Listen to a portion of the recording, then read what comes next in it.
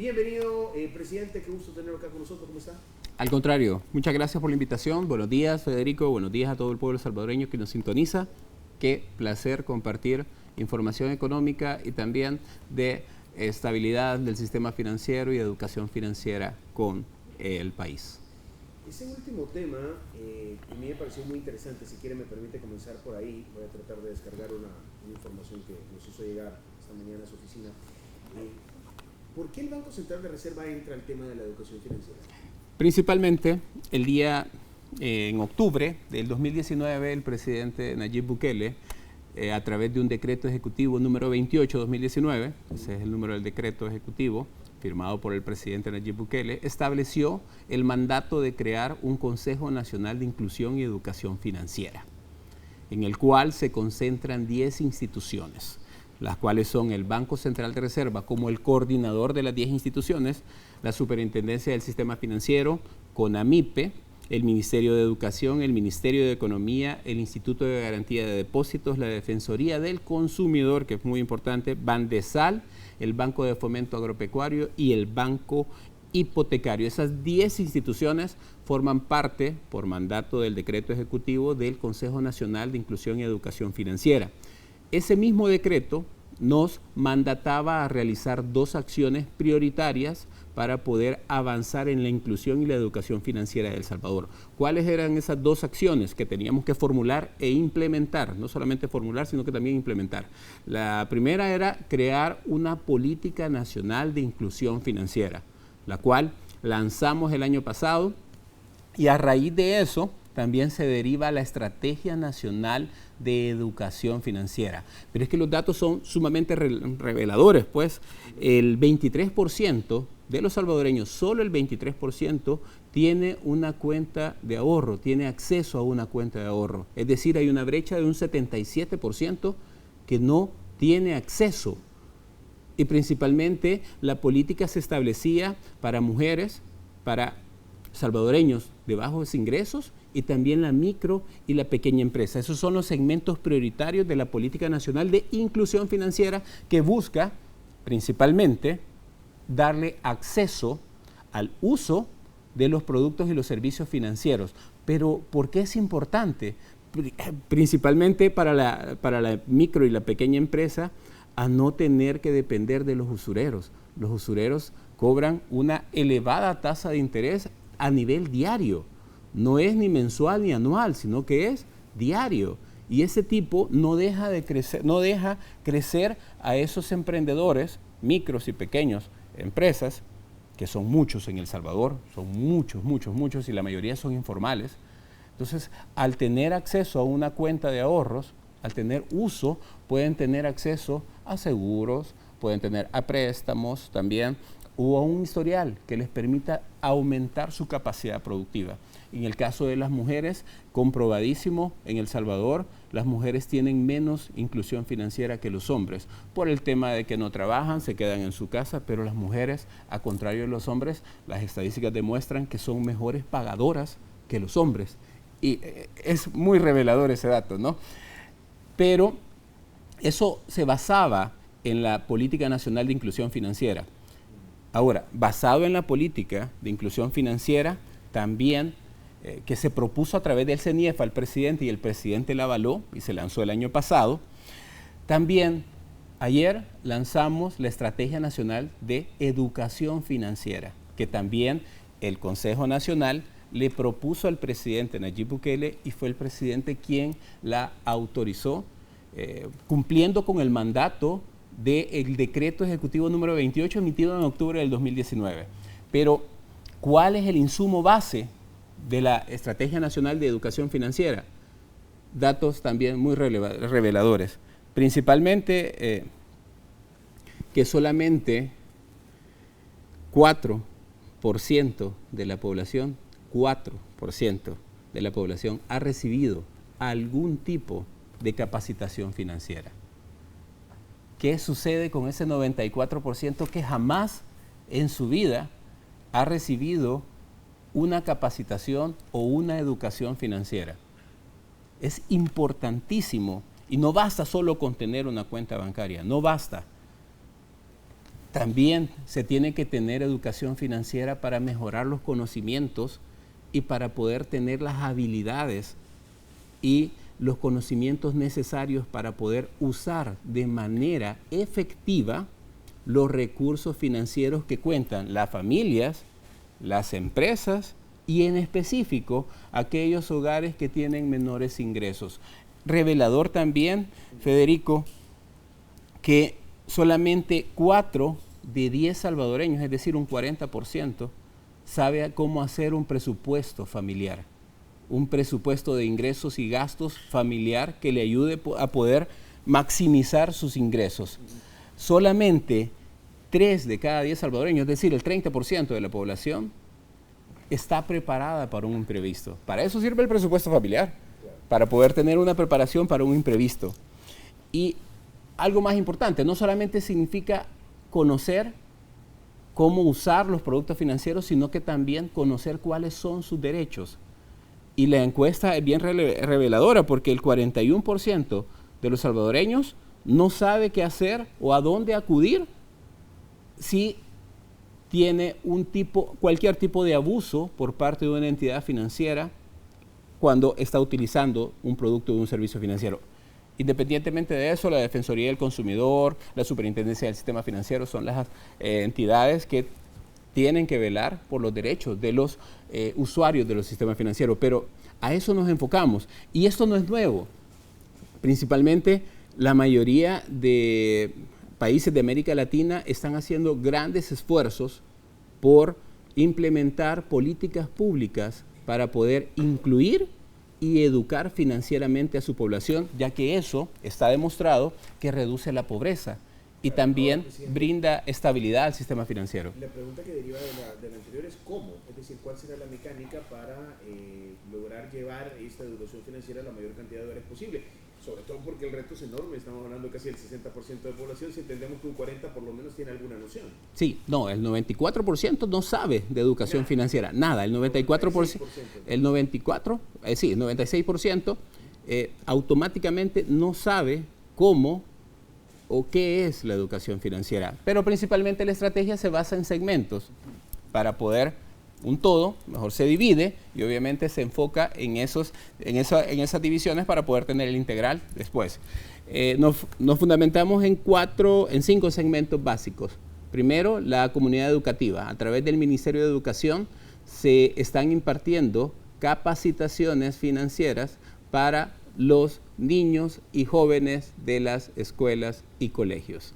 Importante mencionar que si queremos un país con un futuro financiero y una educación financiera, tenemos que empezar con la niñez y con la adolescencia. ¿Por qué? Porque ellos son el efecto multiplicador. Si ellos conocen, también van a llegar a su casa a poder hablar de educación financiera y de inclusión financiera. Y no solamente ellos, también los docentes que les imparten también están adquiriendo conocimientos sobre educación financiera. El otro segmento son los emprendedores y los empresarios de la micro y pequeña empresa. A través de CONAMIPE, a través de Bandesal, estamos dando capacitaciones para poder darle educación financiera a aquellos emprendedores informales, también aquellos empleados por cuenta propia, como se les dice a los empleadores o a los emprendedores informales, para que entiendan cómo se usa, para que empiecen a perderle el miedo al sistema financiero, que entiendan que hay una manera más sencilla de poder tener un crédito para aumentar su capacidad productiva y para poder llegar a la formalidad. El sector informal del país es un sector sumamente importante y productivo. Es el 80% del tejido productivo de la economía salvadoreña es el sector informal. ¿Y por qué no prestarle atención? Si es un sector informal, es cierto, pero ¿por qué no prestarle atención? Claro que sí. Y eso es parte de los segmentos que tiene como meta la Estrategia Nacional de Educación Financiera. Otro tema son las personas asalariadas. Las personas asalariadas que por no tener una educación financiera caen en el sobreendeudamiento. Y eso es bien común, y eso pasa. Personas que tienen sus ingresos y no pueden administrarlo de una manera adecuada porque no tienen una educación financiera, y la culpa principalmente es que nunca se le dio importancia a la educación financiera. Y ojo, que la educación financiera no tiene nada que ver con la académica, ¿no? No. Usted puede ser un máster, sí, lo que quiera, y así es muy malo organizando sus finanzas. Y totalmente de acuerdo contigo, porque la educación financiera, los problemas de dinero no se resuelven con dinero. Usted puede darle mucho dinero a alguien y no lo sabe administrar y esa persona no va a hacer nada de verdad con ese dinero. Los problemas de dinero se resuelven con educación financiera, sabiendo administrar, planificar y también llevar una manera controlada sus ingresos y poder establecer cuáles son sus prioridades y cuáles no son sus prioridades, porque eso es importantísimo y las personas asalariadas sufren de eso, de sobreendeudamiento, y eso debería de ser un reto que a futuro, obviamente una estrategia se mira a futuro, tendríamos que vencer esa parte importante. También otros segmentos son la población en situación de vulnerabilidad, como las mujeres en condiciones de pobreza.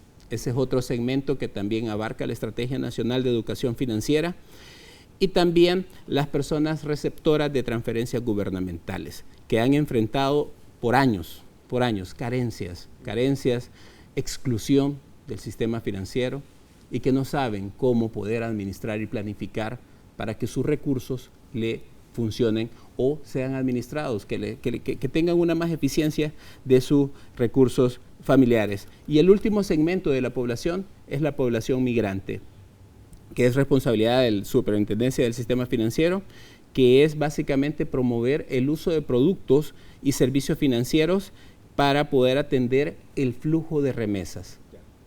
Esos son básicamente los 5 puntos. ¿Serán atendidos? Bueno, el Ministerio de Educación será un colaborador, lo otro será una modalidad virtual. ¿Cómo van a llevar esa información de educación al destinatario? Esos 5 segmentos destinatarios. Vamos a hablar específicamente del sector educativo. Por ponerte un ejemplo, iremos a las escuelas, tanto todas las instituciones que conforman el Consejo Nacional de Inclusión y Educación Financiera. Hay planes para poder llegar a las escuelas y poder dotar de capacitaciones tanto a los maestros y tanto a los alumnos para que reciban una educación financiera. Son proyectos muy innovadores que obviamente vamos a ir desarrollándolos en el transcurso de lo que va el año y el próximo año. Ayer la lanzamos, el próximo 31 de octubre damos un primer paso, convocados obviamente también a la firma de un convenio para la educación financiera entre todas las instituciones financieras privadas de El Salvador y el Banco Central de Reserva para también promover la educación financiera.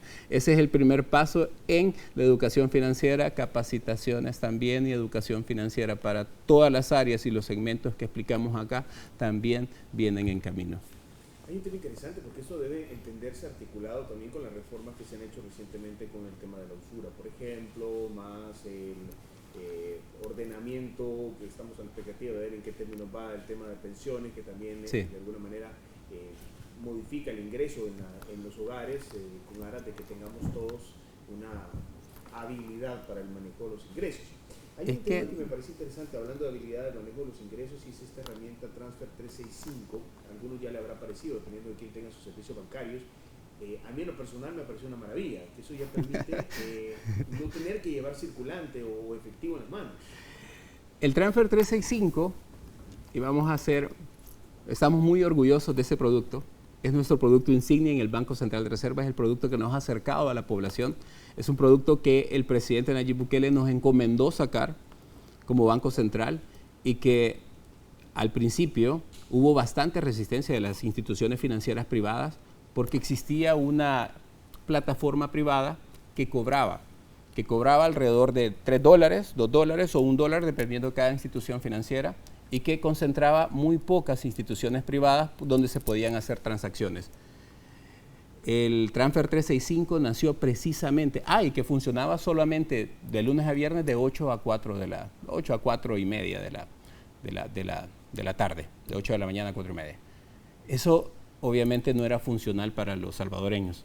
El presidente nos encomendó sacar una plataforma de transferencias interbancarias que funcione como el gobierno, así como le gusta a él, 24/7, 365 días al año, 7 días a la semana, es decir, no importa que sea feriado, no importa que sea asueto, no importa que sean vacaciones, no importa que sea sábado y domingo, no importa que sean las 10 de la noche o las 3 de la madrugada, el Transfer 365 funciona. Y lo mejor, que es completamente gratis. Además, acumula la red más grande de instituciones financieras afiliadas, que son 25 instituciones afiliadas. Es decir, concentramos los mayores bancos, todos los bancos del sistema financiero están en el Transfer 365, también están las sociedades de ahorro y crédito, también están los bancos cooperativos y hasta cajas de crédito a través de las federaciones de cajas de crédito.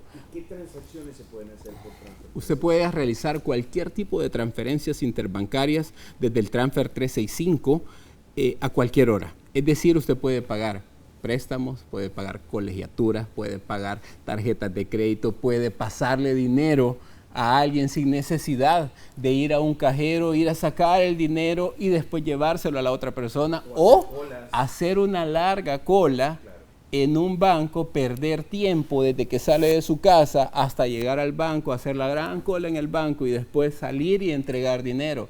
Con el Transfer 365, si a usted se le olvidó pagar su tarjeta a las 8 de la noche, ya no tiene que pagar multas por pagar su tarjeta. O ahora usted puede cumplir con su obligación, por ejemplo, de pagar el préstamo de su vivienda a las 8 de la noche y no tiene que pagar multas. Yo estoy seguro que cuando tome el curso, porque me interesa mucho que ustedes estarán dando, me imagino que modalidad virtual de educación financiera, una de las recomendaciones va a decir, cumpla sus compromisos. Tenemos un sitio. No los incumple porque no quiere, sino porque tienen un trabajo, tienen que enviarse ese trabajo, no ¿Sí? siempre les dan los permisos, no les alcanzan los tiempos, el tráfico se complica y a veces tienen que pagar hasta moras. Lo otro es que también se les olvida. Es normal que se les olvide en el estrés del día a día. Exactamente. Y se acuerdan hasta el sábado. Y entonces el sábado antes no se podía hacer una transferencia. Y obviamente horrible porque de 8 de la mañana a 5 de la tarde era el horario. Y cobraban todavía. De hecho, el Transfer 365 es la plataforma interbancaria para hacer transferencias preferida por los salvadoreños. Voy a darte unos datos que son de verdad muy importantes. Las transacciones, las operaciones en el Transfer 365 avanzan y crecen de verdad exponencialmente. Para que tengan una idea, febrero 360,000 operaciones. Marzo, 453,000 operaciones. Abril, 451,000 operaciones. Mayo, 570,000 operaciones. Junio, 603,000 operaciones. Julio, 650,000 operaciones. Agosto, 719,000 operaciones. Septiembre, el mes pasado, 775,000 operaciones. Es decir, ¿cuánto lo hemos ahorrado solo en septiembre a la población? Antes, cada operación. Y que todas son gratis. Sí, cada operación costaba alrededor de $2 o $1. Y fueron 775,000 operaciones. Si las pusiéramos a $1 por barato, le hemos ahorrado a la población $775,000. Que eso ha dejado de pagar la población. Y los montos son mejores todavía. Es decir, solo en septiembre se transfirieron entre salvadoreños $699 millones. Ahora, y la gente que nos está viendo y que dice, mira, ¿y eso cómo se usa? Es bien sencillo. Ellos lo pueden encontrar en todos los canales digitales. ¿Qué son canales digitales? Es decir, las aplicaciones, los sitios, la banca en línea de su institución financiera preferida. Ahí puede buscar el Transfer 365 y lo puede utilizar sin ningún costo. Es sencillo y eso es bien importante. Tenemos una infraestructura. No necesito tener tarjeta de crédito para usar. No. No necesito tener tarjeta de débito para No. usar. Necesito tener cuenta. Una cuenta bancaria que, vamos a entrar a ese punto después, pero hay que detallar también que las personas pueden identificar el Transfer 365 y lo pueden utilizar a cualquier hora del día cuando ellos deseen, totalmente gratis. Pero lo importante de esto es que al parecer o sea, usted no necesita una cuenta especial. Usted solo necesita tener una cuenta de ahorro. ¿Y cómo se abre una cuenta de ahorros? Principalmente el Consejo Nacional de Inclusión Financiera, a través de la Asamblea Legislativa, en un trabajo articulado, así como el presidente nos dice que trabajemos de forma articulada y de forma interinstitucional, hizo la reforma a la Ley de Inclusión Financiera, donde estableció que no se necesita más que el DUI para poder abrir una cuenta bancaria. Es totalmente gratis, no le piden un depósito inicial. Antes era normal y usted quería abrir una cuenta de ahorro, le decían, mire, usted tiene que pagar $25 de depósito inicial y tenía que ir a una agencia. Mira, algunos pedían hasta 100.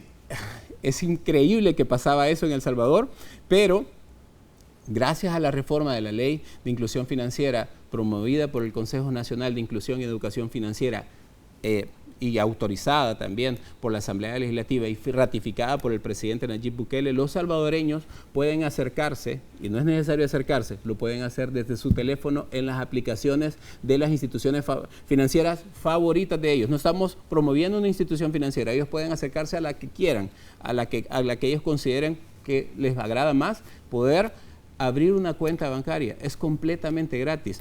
Y, como hablamos, no solo basta con una cuenta bancaria. No solo es suficiente darles un medio de pago efectivo, funcional y gratis, sino que también se necesita educación financiera. Pero hablando del tema del transfer, es importante que el salvadoreño se dé cuenta que el Transfer 365 tiene la mejor infraestructura tecnológica operativa en El Salvador, en plataformas. ¿Segura?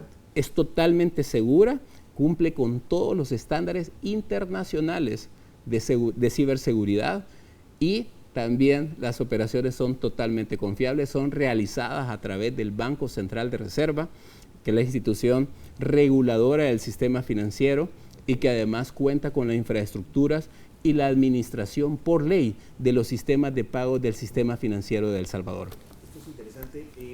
Hay educación financiera, nuevas herramientas para que la gente se administre mejor. Ahora, déjeme entrar a los temas de estos son cosas que benefician directamente a cada persona que nos está viendo. Sí, pero diariamente. Es decir, ¿cuánto es la tasa, cuánto es el promedio que pasa en el Transfer 365 diario?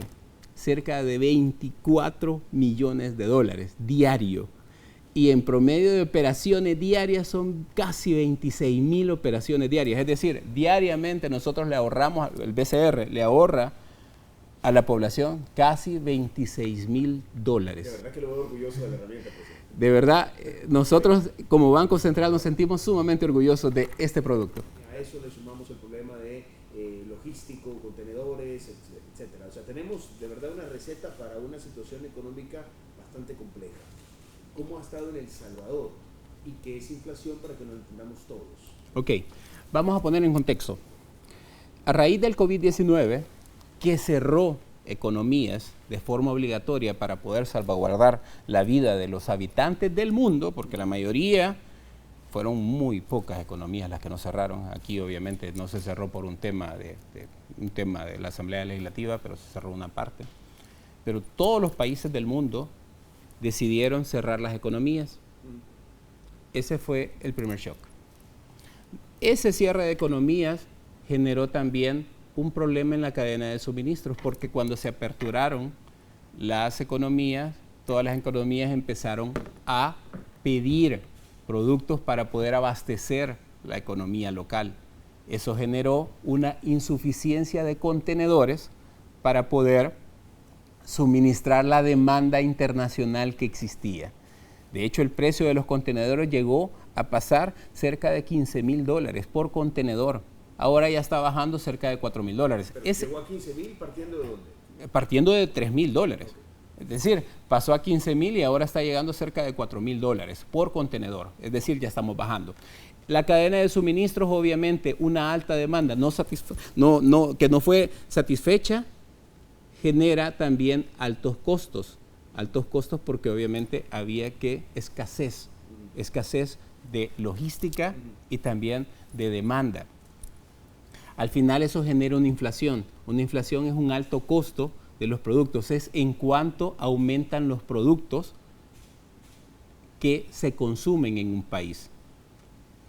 El presidente, Nayib Bukele, tomó medidas totalmente oportunas para poder contener esa inflación. Esas las tomó en marzo de este año. A raíz también de la guerra entre Ucrania y Rusia, que también iba a afectar más la inflación, ya que Ucrania y Rusia son proveedores mundiales de petróleo, gas natural, fertilizantes, cereales y granos en todo el mundo. Al tener una guerra entre ellos, iba a escasear el producto y eso hace también que el producto aumente de precio. Pero el presidente, muy oportunamente, tomó la decisión de aprobar medidas para contener la inflación. Es decir, que el costo de los productos no se ha aumentado producto del alto costo de la adquisición de los productos que nosotros estamos obligados a adquirir. Ejemplo, el petróleo. El país no es productor de petróleo. Okay. Tenemos que, obviamente y evidentemente, importar todo el petróleo y sus derivados que se consumen en el país. Eso también aunado a un plan de inspecciones a través de la Defensoría del Consumidor, que a la fecha son 103,000 inspecciones. Me quedan menos de un minuto, presidente, antes de terminar este bloque, y me gustaría... Producción, ¿me puede poner por favor esta presentación? Me gustaría pasar una revisión rápida de este tema. Son las 12 medidas de inflación contra la inflación de la administración Bukele, vale la pena recordarlas. Se suspendieron algunos impuestos, hubo justamente lo que usted estaba mencionando, presidente, varias medidas encaminadas sí. a, bueno, de hecho, seguir con precios todavía de combustible subsidiados, fijados. O sea, también el gas propano. Tema de gas propano. Hubo también un tema de ajuste eléctrico. Eléctrico, ya, es importantísimo. Pero creo que ya se cumplió, ¿no? Sí. Ya se cumplió el tema del subsidio, de las inspecciones para garantizar que ese apoyo fuera en realidad trasladado al usuario, porque había un espacio ahí de intermediación que podía generar un hueco. Bueno, el resultado entonces de esas medidas, presidente, en nuestro país, ¿cómo está comparado con Centroamérica y con Latinoamérica en términos de inflación? Porque, bueno, si quiere contésteme primero eso, porque antes de cerrar este bloque quisiera preguntarle también cómo está con respecto al pasado. Ya, ok. El país en Centroamérica, si lo comparamos con Centroamérica, mantiene los niveles más bajos de inflación. Si lo comparamos con Nicaragua, que tiene 11.5%, Costa Rica un 10.4%, Honduras un 10%. Es decir, esos tres países tienen una tasa de inflación superior a los 2 dígitos. Y Guatemala también tiene 9%, más alto todavía que El Salvador. La tasa de inflación de El Salvador es de 7.5%, la del mes pasado fue de 7.7% y este mes de septiembre pasado fue de 7.5%. Agosto registró 7.7%. Septiembre un 7.5%, incluso estamos más abajo que el promedio de Centroamérica, que es de 9.7%. Pero, ¿y cómo estamos con Latinoamérica? El país, y esto es gracias a las medidas oportunas tomadas por el presidente Nayib Bukele, se mantiene en tercer posición en las economías que tienen la tasa de inflación más baja de Latinoamérica. Incluso si incluimos a Estados Unidos actualmente tiene una tasa de inflación de un 8.5%, superior todavía que El Salvador. Y aclaremos que en Estados Unidos ha registrado 2 trimestres consecutivos de caída en su Producto Interno Bruto. Es decir, 2 trimestres consecutivos con una caída significa recesión económica. Muy bien, gracias por continuar con nosotros. Pierre-Olivier Gaurinchas, espero haberlo pronunciado bien. Dijo, es el economista jefe del Fondo Monetario Internacional, lo peor está por venir. Sí. Dijo que se estima un crecimiento mundial del 3,2%, para el siguiente solo del 2,7%. Así es. Que hay algunos factores como la invasión a Ucrania, que han desestabilizado poderosamente la economía mundial y que están llevando, sobre todo por las sanciones impuestas a Rusia, a una crisis energética severa, y esto genera impactos en Europa y eso evidentemente interconecta al mundo entero. Además dice que Estados Unidos crecería el año que viene apenas un 1%. Así es. 1%. Y la zona euro, 0.5%. Estados Unidos, nuestro principal socio, bueno, no sé, porque es un dato que le quiero preguntar, nuestro principal socio comercial, evidentemente hay un vínculo con El Salvador. En ese entorno así tan negativo, ¿cómo nos preparamos y qué tan saludable está la economía salvadoreña para afrontar un reto de esta magnitud? Afortunadamente, Federico, todos esos shocks que está pasando el mundo y que están afectando a todas las economías, y que El Salvador no es la excepción, obviamente, ya están considerados en la proyección de crecimiento económico que tendrá el 2022 y que está calculada por el Banco Central de Reserva que va a ser de 2.8%. 2.8%. De hecho, el Fondo Monetario Internacional espera que el 2023 se ubique alrededor de un 2%, un 1.7%, un 2% en un rango El Salvador. Es decir, tendríamos una tasa que está en línea con el promedio mundial. Y hay que aclarar, históricamente El Salvador, su crecimiento económico promedio era del 2%. Este 2.8% que estamos calculando y que a medida que avanza el año, vamos viendo los indicadores económicos que nos van dando la razón de que ese 2.8 cada vez es más fuerte y consecuente, estamos nosotros considerando que es obviamente la tasa más alta de los últimos 20 años que hemos tenido, sin los shocks económicos internacionales que están sucediendo. Es decir, esos 20 años pasados que tuvo El Salvador, no había tenido 6 shocks económicos mundiales. ¿Te imaginas, Federico, si no existiera esos 6 shocks económicos mundiales, cómo estaría El Salvador? Sería totalmente diferente. De verdad, sería una economía totalmente diferente. Y hay que destacar algo. El Salvador, por primera vez en la historia, está creciendo por su mismo dinamismo interno. El Salvador no era capaz de superar shocks externos sin que le afectaran. ¿Cómo lo logró? ¿Cómo lo logró? A través de todas las medidas implementadas, las medidas y políticas públicas implementadas por el presidente Nayib Bukele. Hay que ser claros, el presidente tiene un amplio nivel de liderazgo que impulsa y tiene también serios y bastantes conocimientos sobre cómo impulsar la economía del país. Y no lo digo yo, sino que lo dicen los números. Lo dicen las exportaciones, lo dicen las importaciones, lo dicen todo, más hasta la generación de energía, Federico. Federico, este año, por primera vez en la historia del país, El Salvador es capaz de generar la energía eléctrica que consume. Nunca El Salvador había generado la energía eléctrica para satisfacer la demanda nacional, que ahora obviamente es más. ¿Por qué? Porque las empresas están produciendo más y si las empresas producen más también necesitan energía. Es decir, para que tengan una idea, El Salvador no solamente es capaz de producir la energía que consume, sino que ahora exporta energía. Hemos exportado 33 millones de dólares, en su gran mayoría los consume Guatemala. Antes, los que nos vendían, siempre El Salvador dependía de importar energía eléctrica y nos lo importaba Honduras y Guatemala en su mayor parte. Ahora El Salvador produce la energía que consume y aún abastece a otros países de la región centroamericana. Y no solamente hemos avanzado en la producción, y hay que aclararlo también, hemos avanzado en la diversidad de la producción. Tenemos plantas de generación fotovoltaica que trabajan a través de la energía solar, tenemos eólica a través de parques que también funcionan con el viento, tenemos de gas natural, EDP, la energía del Pacífico, tenemos la geotérmica también, y sin desestimar la hidráulica, la que se genera a través de el agua. Esas proyecciones de crecimiento 2.8 es para el año 2022. 2022. Y el 2023 se calcula. Ya asume el golpe de Julia, esto ya asume Sí. La recesión de Estados Unidos, sí, también. Que hemos hablado. Sí. ¿Y la proyección del próximo año? La proyección del próximo año, seríamos muy osados al decirlas ahorita, al decir un dato así exacto. La manejamos entre un rango del 2 al 3%, porque obviamente hay que esperar cómo cierra el año y también empezar a ver cómo se dinamiza la economía del próximo año.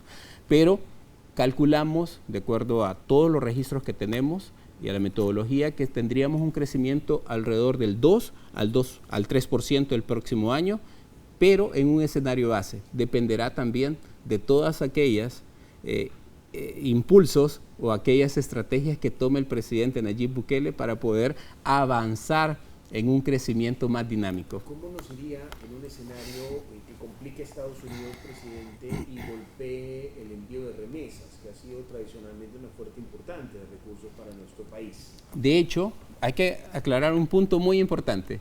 Estados Unidos está en recesión, tiene 2 trimestres consecutivos de caída en su Producto Interno Bruto. A pesar de eso, mantiene una tasa de inflación arriba de 8.5%, es la última registrada, la última publicada. Sin embargo, la tasa de desempleo va a la baja.